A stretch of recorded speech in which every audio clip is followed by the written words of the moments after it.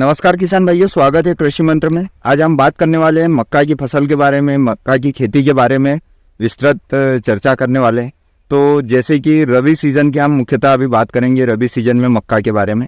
और इस समय यदि बात की जाए तो आपको सबसे पहले जो है मक्का की, जब भी आप फसल की तैयारी कर रहे हैं तो सबसे पहले आपको बीज का चुनाव जो करना है, जो वेराइटी चयनित करना है, वो आपको आपके जो एरिया में सुटेबल है वेराइटी, जो कि आपके यहाँ अच्छा उत्पादन दे सकती है, इसी वेराइटी का चयन कीजिए। इस टाइम पे बहुत सारी वेराइटी आपको मिल जाएगी, जैसे आप डिकाल्ब या बायर का आपका जो आता है 9081 चलता है। इसके अलावा यदि आप सिंजेंटा का लेंगे तो 7884 है।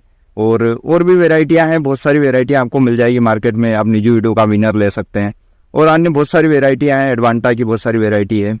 जो आपकी मक्का की इन वेराइटियों में से आप किसी भी अच्छी वेराइटी का चयन कीजिए, जो आपके यहाँ मौसम में सूटेबल हो, आपकी ज़मीन में सूटेबल हो, उस वेराइटी का चयन कीजिए। इसके बाद वेराइटी का चयन करने के बाद सबसे पहली बात जो आती है, आपको खेत की तैयारी करके जो बेसल फर्टिलाइज़र आप उपयोग करते हैं उसके लिए। तो मक्का की फसल में बेसल फर्टिलाइज़र में आपको जो उपयोग करना है, तो शुरुआत में आपको जो मान के चलिए कि आपको 3 बैग आपका SSP लीजिए और उसके साथ में आप मिलाइए शुरुआती अवस्था में यूरिया की आधी मात्रा शुरुआत में मिला लीजिए, आधी मात्रा दूसरे सेकंड जो फर्टिलाइज़र डोज आप देंगे उसमें मिलाइए। पहले यूरिया की मात्रा ले लीजिए आप, आपका 1 बैग ले लीजिए और इसके साथ में आप शुरुआती अवस्था में आपका एक कोई सा भी बायोलॉजिकल जाइम ले लीजिए। जैसे आप या तो टाटा रेलिस का रेली गोल्ड ले लीजिए, इसकी 4 किलोग्राम मात्रा ले लीजिए, या फिर अन्य और भी बहुत सारे जैसे बायोविटा ग्रेनुअल आता है या ह्यूमिसिल ग्रेनुअल आता है, इनमें से किसी का भी आप उपयोग कर लीजिए और इसको आप प्रति एकड़ बेसल डोज डलवा दीजिए। इसके बाद में अब मक्का की बुआई कर दीजिए।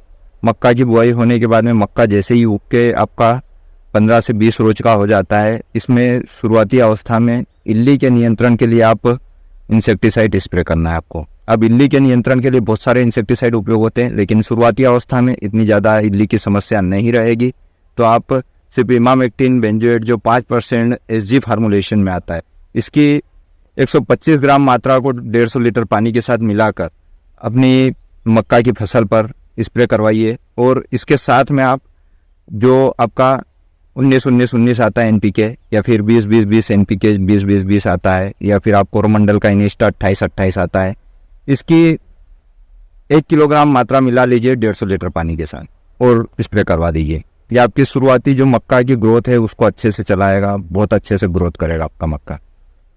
दूसरा, जब आपकी मक्का की जो ऊंचाई है वो घुटने बराबर हो जाती है, उसके बाद में इसमें दूसरा स्प्रे जब आप करने जा रहे हैं, तो दूसरे स्प्रे में आपको एक इंसेक्टिसाइड जो इल्ली के लिए लेना है वो ले लीजिए, या फिर आप इस अवस्था पर कोशिश कीजिए जो आपका क्लोरेंट्रानिलिप्रोल 0.4% ग्रेनुअल आता है, इसकी 4 किलोग्राम मात्रा प्रति एकड़ मक्का का जो कोण आता है उसके अंदर आप डलवा दीजिए। ये आपके यहाँ लंबे समय तक इल्ली पर नियंत्रण देगा। इसके अलावा इस समय इसको जिंक की आवश्यकता होती है। आप कोई सा भी जिंक लीजिए, जैसे आप लिक्विड जिंक लेना चाहते हैं तो 11 का 11 जिंट्रेक ले सकते हैं, जो कि आपका 39.5% SC फार्मूलेशन में आता है और यह आपका बहुत ही अच्छे से कारगर है। इसकी 250 ml मात्रा को 150 लीटर पानी के साथ मिलाकर जो भी इंसेक्टिसाइड आप ले रहे हैं उसके साथ स्प्रे कर दीजिए। इस अवस्था पर जिंक देने से आपके यहाँ उत्पादन में बहुत फर्क पड़ेगा। दूसरा, बेसल डोज की तैयारी करिए आप दूसरे बेसल डोज में आप कोशिश कीजिए कि जिंक और सल्फर का कॉम्बिनेशन आता है, जैसे टेक्नोजेट सल्फर मिल्स का, जिसमें आपको जिंक भी मिलेगा और सल्फर की मात्रा भी मिलेगी। इसकी 4 किलोग्राम मात्रा लीजिए और इसके साथ में अब यूरिया की आधी मात्रा वापस ले लीजिए, 1 बैग यूरिया ले लीजिए और इसके साथ में इस समय आपको जो है 12-32-16 ले लीजिए और प्रति एकड़ आप इसको बेसल डलवा दीजिए।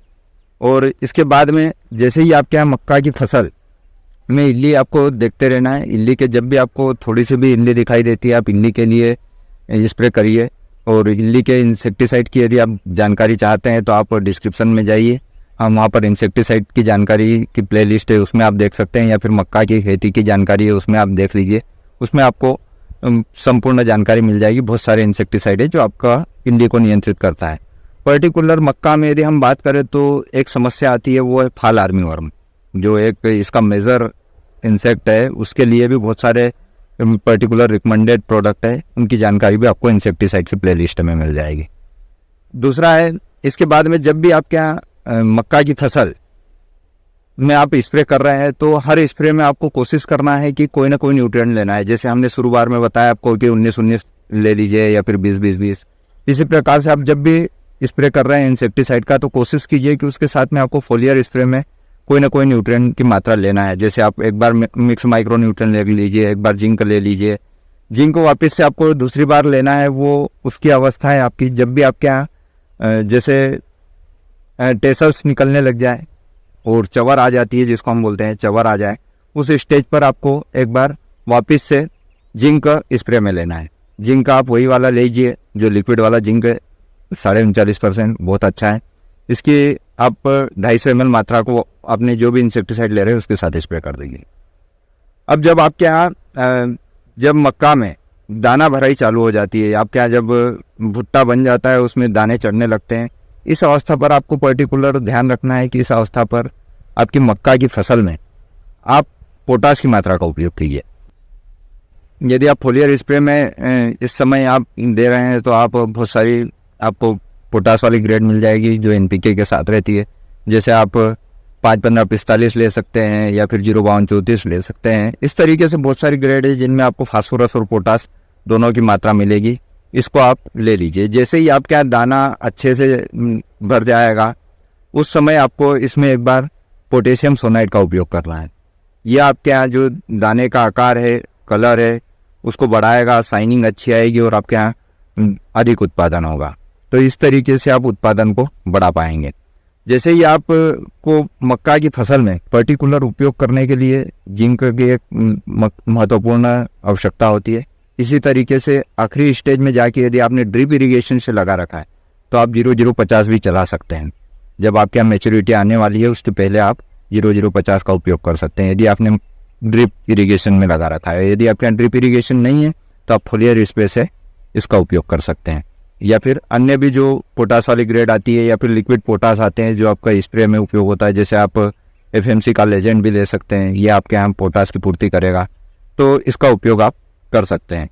मक्का में सबसे ज़्यादा प्रभावित होता है वो है आपका इल्ली से, तो इल्ली का आपको पर्टिकुलर ध्यान रखना है। इसके अलावा इसमें फंगस जनित कोई बीमारी नहीं आती है, फिर भी आप बीच में 1 से 2 स्प्रे फंगीसाइड के लीजिए, जिसमें नॉर्मली आपको कार्बेंडाजिम मैनकोजेब का कॉम्बिनेशन जो आपका साफ पाउडर आता है, और अन्य भी बहुत सारे फंगीसाइड है जो नॉर्मली आपके फंगस पर नियंत्रण देते हैं, उसका आप उपयोग कर सकते हैं। इन फंगीसाइड के बारे में भी जानकारी आपको हमारे जो फंगीसाइड की प्लेलिस्ट है उसमें मिल जाएगी।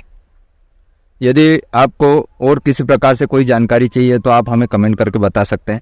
और यदि आप चैनल पर नए हैं, अभी तक आपने हमारे चैनल को सब्सक्राइब नहीं किया है तो चैनल को सब्सक्राइब कर लीजिए और बेल आइकन पर क्लिक कीजिए ताकि खेती से जुड़ी जानकारी आपको मिलती रहे।